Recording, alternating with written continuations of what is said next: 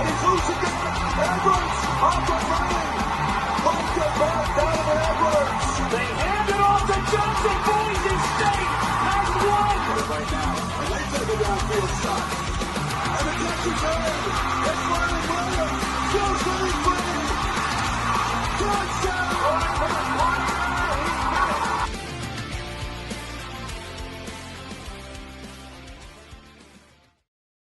And welcome in, Ole Miss fans. We appreciate you showing up and checking us out. It's time for Gridiron Uncensored podcast, and clearly we were talking about you today and running through season previews.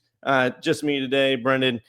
We appreciate your time, and hope you enjoy the show. And let us know, on your side, what are you seeing as fans of this team? Because we're outsiders. We're looking. We do all the national teams. We covered all the Power Four. We've done a group of 5. So, we're looking at everybody. You tell us what you see from your side of you. And we're really open to conversation. And, if you see something that we fuck up, hey, let us know. All right. So anyway, we're here. We're talking about it. 2024 is kind of where we like to start when we do these season previews. Just a quick look back before we move forward. So, pulling that up and looking at, what this team had. Well, that's pretty small. That's even smaller. There we go. If I can get that right.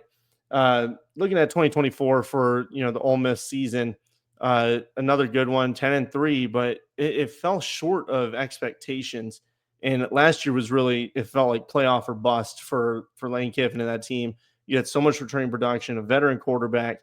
So in my mind, yes, it's a good year. It's 10-3, but really just missed the mark, shit the bed in big moments. Kentucky, Florida, even the LSU game, overtime game, and those are ones that you got to be able to score better in the red zone, and that was kind of a problem in those games. Now, when you look at this team and what they bring back this year, and now we're going to shift into 2025. Look, they had a second-ranked offense last year, 14th ranked defense last year. Good team, just could not get it done for whatever reason. But now this year you're coming in and you lose a lot of that talent. 47% production returning. SP Plus though still has you at 11th. Now that's 4 years of data, recruiting, and all that stuff, and that'll get mixed around as current data from the season gets pushed in. For those of you that may not know, that's Bill Conley and his numbers. But we're looking at 2025 and coaching staff, support staff. There's some shuffle there, but the continuity is intact, and that's key for trying to contend for playoffs and national championships, conference titles as well. So you got continuity of staff, which is important. Portal class, you're coming in at the 4th ranked portal class, and for Ole Miss fans, you guys know this. Okay, last year you guys killed it too in the portal. But what did it get you? It gets you some wins, but you're still not hitting the mark that you guys hope for. So can this year be any different? You got a young quarterback, that's stepping up, organically from recruiting. You guys recruit really well. It's not like you don't have talent. And then you go out there and you load up on a really strong portal class again. 30 in, 31 out. Harrison Wallace is going to be a beast. You got guys like Terez Davis, Traylon Ray, really all of it. The entire class. The entire class is important. I typically go off and name like five people that I think are key, and then some losses. But this whole damn class is important for Ole Miss. Deuce Alexander, Stribling at wide receiver, whatever. We're going to talk about these guys here in a minute when we look at offense, defense, then we'll hit schedule. At the end. But again, the whole class is imperative for this season. Key out, you lost some good ones. Kennedy, Micah Pettis, Aiden Williams, Trip White, Broussard, some guys like that were important pieces. Not even necessarily if they were, leaders on the team or whatever, but just who they transferred to, losing depth. That always sucks. But I'm not saying it's like a detrimental thing. Just guys that it kind of hurts to lose. Nothing to be offended about. I tell that to every team because people have been, how dare you say that guy was important to this year's Like, dude, it's just a depth piece or whatever. I'm just saying. All right, chill the fuck out. So let's go talk about some offense. Sorry, I had a moment. So anyway, great portal class. Now let's look at the offensive side of the ball. I'm expecting pullback. I mean, I think you guys should too if you're going to be realistic about college football in this season. Uh, you're losing a veteran quarterback. You're losing. I mean, there's going to be pullback. And then this guy is a young man, Austin Simmons. He's going to be the dude. He's great size for a quarterback. He's got a strong arm, but in small sample sizes, 19 of 32 passing, that's 59% completion. And then he did have 2 touchdowns. So, I mean, like, that's fine. He's a young dude. He's going to step into the role. Can he handle the pressure? Everybody should ask that question. Can he? I'm sure he can, but we'll see. We've seen guys that are super talented that wash out. I'm not saying he will, but just to temper expectations on, trying to get back to a second-ranked offense. If you have those, if you're realistic, okay. So we're looking at pullback from the offense, but there's people that he can throw to and that he can get comfortable with. Daquan Wright's he's a good target. Stradling and Wallace coming in, that's important. So you're getting outside threats from the portal. You also have Caden Lee coming back. So that's guys that he can lean on, and he can, they can help relieve some of that pressure off of his shoulders. Halfback talent there. Say some unproven depth with the team. Diggs is coming back from injury. That's important. And then really it all hinges on the offensive line, how they mesh. There's depth and talent there from recruiting, from the portal side. Kudus transfers like Kudus and Townsend coming in. Well, they're going to step into the role. I think it's, I think that's important pieces, and that'll help you achieve maybe a top 25 offense. But it just depends on how this young man can step in to the fray and handle that pressure. He'll be up against it. So that's the offensive side from what I see. Let me know if you feel more confident. If I'm wrong here, which is fine. If you think I am, again, I look all over the country. I'm all over the place. I want to see what you guys think, truly. Defensively, when I'm looking at this team, I think it can be just as strong as it was last year, but it's hard to replicate production like that up front. What you guys did last season was incredible.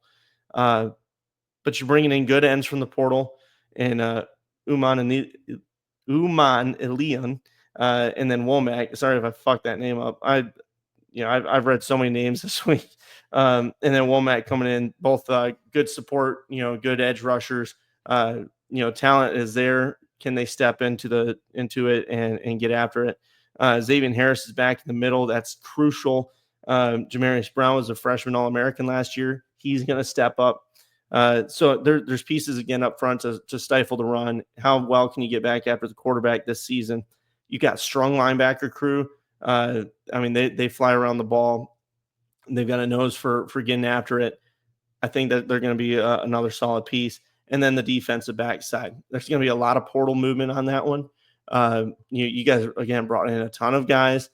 Who's going to step up? Jalen Braxton. That's, where does he fall in? Kite coming over from Auburn.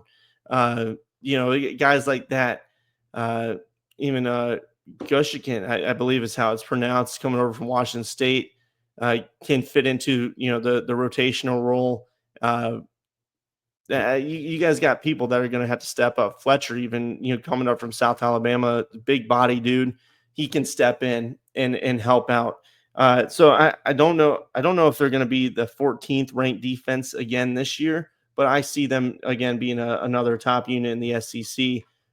You got good players. It's just, how well does everybody mesh, and where do some of these pieces, filter out through fall camp? Let me know what you guys think. Can you reach, similar production as you did last year, especially up front?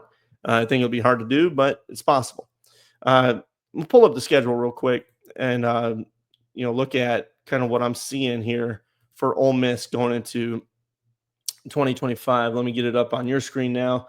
There you go. I'm not super many. Looking at this 2025 schedule, and the over-under that Vegas has out is 8.5.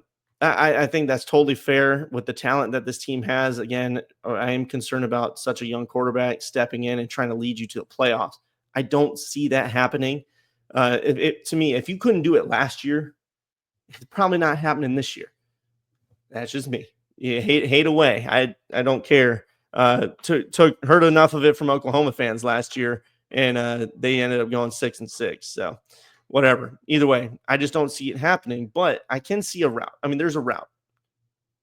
I'm just not feeling it. Floor, I've got it 6-6. Now let's talk through it. Kentucky, I think that's going to be a much improved team. Now, you guys know about some Kentucky, right? Not trying to be a dick here, but they got you last season. So I mean, they could do it again. And like I said, I think they're an improved team. Arkansas, they've got pieces to be strong. And Bobby Petrino is really liking what he's seeing from quarterback play on the offseason. Tulane, that they're a good group of 5 team, but that's a win. And LSU is going to be really tough. Let's say you drop one to Kentucky, you drop one to LSU. Georgia's going to be a battle again, even though they have a young Stockton coming in. We'll see how he does in full time. Sooners are going to be much improved, I think, especially offensively. South Carolina is going to be a test. Florida is going to be a test. So that's what, when I say a floor, that means the absolute worst case scenario. I'm not saying they're going to go 6-6. I don't think that. But if all things go wrong and you drop every game, like every big game, no bounce goes your way, there's no ball luck, that's what I see as a floor. Ceiling, though, 10-2 is where I'm leaning at on ceiling. I think you guys can get past Kentucky. The talent is right there. I think it'll be a tight game. Same with Arkansas, but you guys should win those games. Tulane, that's a dub. LSU, maybe you sneak away with a win on this one. Everybody's expecting a lot from this LSU team. But I mean, you took them down to the wire last year. Overtime loss, I know, but no reason you guys, with the talent that you have on defense, can't stay in every single game. Washington State's going to be a win. Georgia, I think you guys can get them. Oklahoma is going to be tough, but I do think that you can win that game. South Carolina is a winnable one if things go right, but I think they're tough. I think that especially this year, this team is going to be on a mission. And then Florida, they've got some pieces to replace. We covered them. If you guys want to go see any of the old, any of the previews for the other teams and kind of how we're feeling, go check them out. And then Mississippi State, I think there will be improvement there, but that's a win. So I see a ceiling of 10 for me. Now, could you go off and this, Austin's, the truth and everything goes, you could win 11 games. I just don't see it. So that's why I say at 10. And I think you will get the over. Probably go 9. I'd probably go 9-3 would be my official guess. I want to hear what you guys think. Let me know in the comments. Again, I'm not here to butter anybody's bread. I'm not here to blow smoke. Not here to shit down on your program. Just simply what I see. Try to be as realistic as I can for every team that we cover. So I appreciate your time. Hope you guys hit me up in the comments. I want to hear what you think. And, we'll see you around. Thank you again so much for watching. Hope you guys have a great day.